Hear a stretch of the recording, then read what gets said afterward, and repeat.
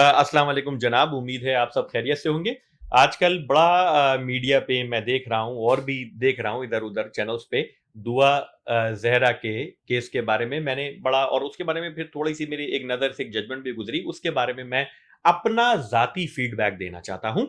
मैंने उसको पैरूज किया। पैरूज करने के बाद मुझे जब मैं शुरू में पढ़ता हूँ तो उसमें दुआ जहरा का एक ऑन ओथ स्टेटमेंट लिया जाता है।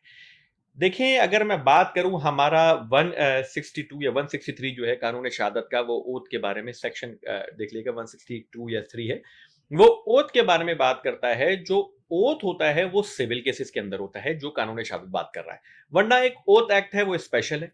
क्रिमिनल केसेस के अंदर अगर मैं बात करूं तो क्रिमिनल केसेस के अंदर ओथ सिर्फ विटनेस लेता है, और विटनेस जो लेता है ओथ वो एविडेंस फेस के ऊपर लेता है, उससे पहले कहीं नहीं होता ओथ। या फिर अगर आप 164 मजिस्ट्रेट के सामने दे रहे हैं एज अ विटनेस, ठीक है, तो उसमें हो सकता है जहां पर कन्फेशन ओथ पे नहीं होती, स्टेटमेंट बेशक वो ले सकते हैं, which is in fact subject to criticism. उस पर डिफरेंट जजमेंट्स हैं, डिफरेंट राय हैं।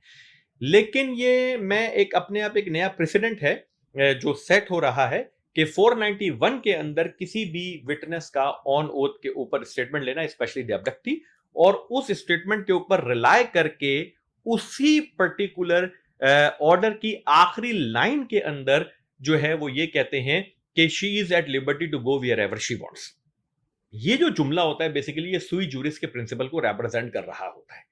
अब सवाल ये पैदा होता है कि सुई जूरिस क्या है। पाकिस्तानी कानून के अंदर जो 18 या 18 साल से ज्यादा उम्र का जो बच्चा होता है वो सुई जूरिस कैटेगरी में आता है, जिसको सोच होती है, जिसको समझ होती है, जिसके अंदर वो सलाहियत होती है चीजों को समझने की। तो वो 18 या 18 साल से ज्यादा का बच्चा जो होता है वो सुई जूरिस कैटेगरी में आता है। अब यहां पर एक सवाल ये पैदा होता है कि जो पर्टिकुलर एफआईआर काटी गई है वो 364 ए में काटी गई है, 364 ए। 364 ए में जो उम्र का तकाजा किया गया है वो 14 या 14 साल से कम उम्र का बच्चा होना चाहिए है। लेकिन अगर आप देखें इस ऑर्डर के अंदर तो वहां पर जो दुआ की जो पैदाइश जो दिखाई है, ठीक है, बर्थ सर्टिफिकेट के हिसाब से वो 2008 की है। जब दुआ ये वाली बात बोलती हैं ऑन ओथ के नहीं भाई मेरी उम्र 17 साल है या 16 साल से ज्यादा की है, ठीक है, तो फिर उसका ऑसिफिकेशन टेस्ट भी किया जाता है। देखिए, ऑसिफिकेशन टेस्ट जब कर रहा है तो एक नई रिपोर्ट आ जाती है जिसमें उसकी उम्र 16 से 17 साल दिखाई जा रही है, और बर्थ सर्टिफिकेट अपने आप एक जगह मौजूद है। Now there are two documents, अब दो डॉक्यूमेंट आ गए। अब जब दो डॉक्यूमेंट आ गए, कौन सा डॉक्यूमेंट ऑथेंटिकेटेड है ये चीज सिर्फ और सिर्फ एविडेंस पे जाके पता चल सकती थी। अब एविडेंस हुआ ही नहीं, इनिशियल फेज के ऊपर जो है दुआ की अगर जो बर्थ सर्टिफिकेट है उसको डिस्कार्ड कर दिया गया, तो ये अपने आप एक सवालिया निशान है। और ये it's a big question mark now कि भाई अगर ऐसा है, अगर दो डॉक्यूमेंट आ जाएं तो क्या ऑसिफिकेशन रिपोर्ट को ज्यादा प्रेफरेंस दी जाएगी ओवर बर्थ सर्टिफिकेट? तो ये अपने आप ये एक और नया प्रेसिडेंट सेट हो रहा है कि अगर ऑसिफिकेशन भी हो और बर्थ सर्टिफिकेट भी हो तो ऑसिफिकेशन को ज्यादा प्रेफरेंस दी जाए विदाउट लीडिंग द एविडेंस। तो अगर आप ये देखें, इसके अलावा मैं इसमें बात करना चाहूंगा कि यहां पर एक और सवालिया निशान होता है। वो सवालिया निशान ये है कि दोनों जो हैं वो हमारे सिंध के बच्चे हैं, ठीक है। अच्छा, अब अगर पंजाब के कानून में और सिंध के कानून में थोड़ा सा फर्क पाया जाता है, तो क्या कोई भी उस फायदे को उठाने के लिए एक प्रोविंस से दूसरे प्रोविंस पर शिफ्ट हो सकता है? यह भी एक बड़ा क्वेश्चन मार्क है।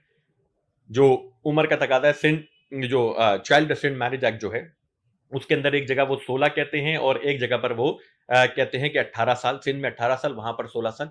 तो क्या ये ऐसा कर सकते हैं या नहीं कर सकते हैं? तो इस जजमेंट ने बहुत सारे सवालात को पैदा कर दिया है, और मैं ये चाहूंगा कि इन सारे पॉइंट्स को क्लैरिफाई किया जाए। और जब तक ये क्लैरिफाई नहीं होंगे तो हमारे माशरे में जो बहुत सारे सवालात रेज हो रहे हैं वो सवालों का हमें जवाब नहीं मिलेगा। और मैं फिर से इसको एक बार कहूंगा कि ये जो सवालात हैं जिसके अंदर सुई जुरिस का प्रिंसिपल 18 साल के ज्यादा, ठीक है, दूसरा क्या वाकई ऑन ओथ स्टेटमेंट कोर्ट के अंदर हो सकता है 491 के केसेस के अंदर, दूसरा, तीसरी चीज अगर ऑसिफिकेशन टेस्ट है और एविडेंस ऑसिफिकेशन टेस्ट है और बर्थ सर्टिफिकेट है, दोनों में अगर तसाद है तो कौन सा प्रेफरेंस करेंगे 491 के ऊपर?